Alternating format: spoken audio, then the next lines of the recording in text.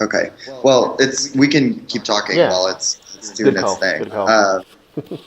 Yeah, but I'm also like I'm glad that we kind of got the what we do, what we work on Right. thing out of the way. I'm also just interested in kind of like what are you reading and what Right. are you watching that you're like being fed by and what are you listening to that you're being fed by and like I'm also just interested in kind of Right. what makes up your interest list right now and Yeah. like non-academic interest As list well. or Right. things you get Fair excited enough. about, but that you never plan to publish anything on, Yeah, you know.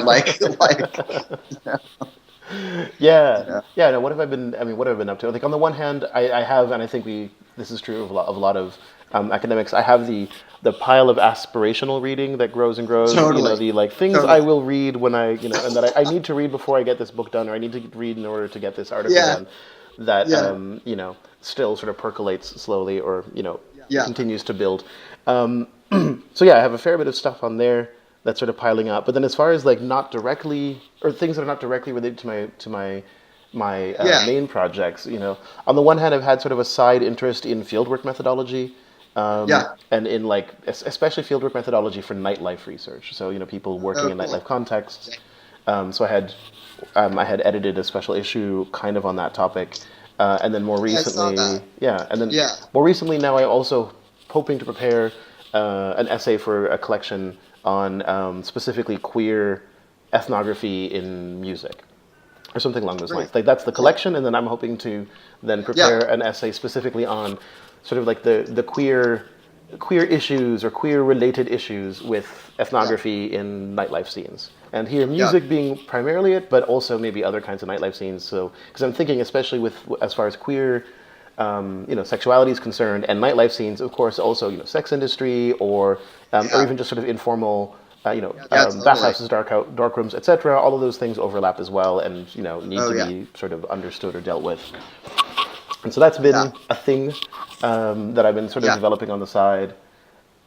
And yeah, what Yeah. else? And then of course, the fact that I'm also involved in the music scene that I'm studying here. Means I'm part of a little artists collective here called La Mission that puts out Right. Yeah. records every once in a while, and then the records come with magazines, like kind of zine style DIY magazines, and we occasionally put on performance art thingies that are related thematically to the releases and so on. So there's that Yeah. as well that I've been involved in, which has been great. It's been a really nice experience. Yeah. That's really cool. I think that's phenomenal.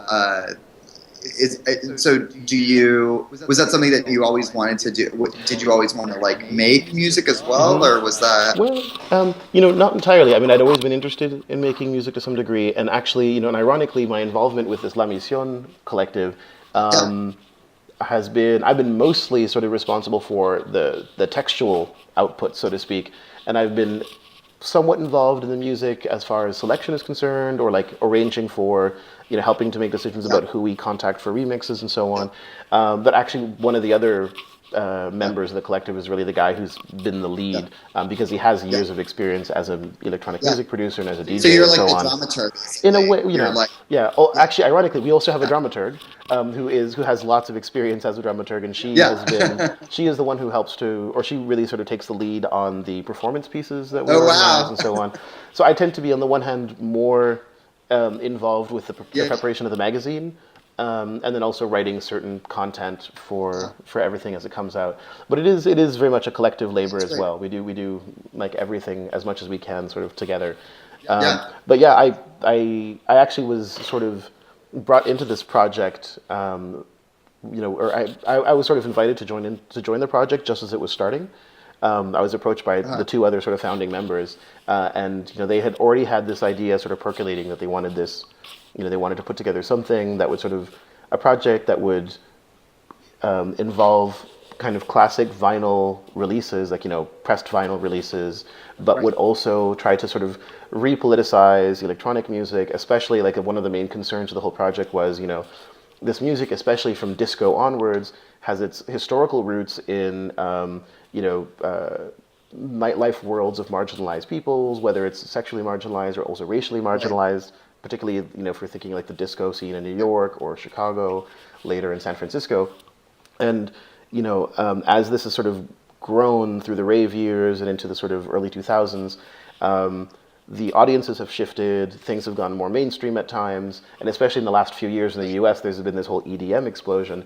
And you know, it remains an open question, you know, how much are these those original actors still involved in these scenes, or you know, Right. has the focus sort of shifted away? You know, a lot of the questions you might expect from sort of a shift towards normal, let's say, or a shift towards the mainstream, towards the center, et cetera, et cetera.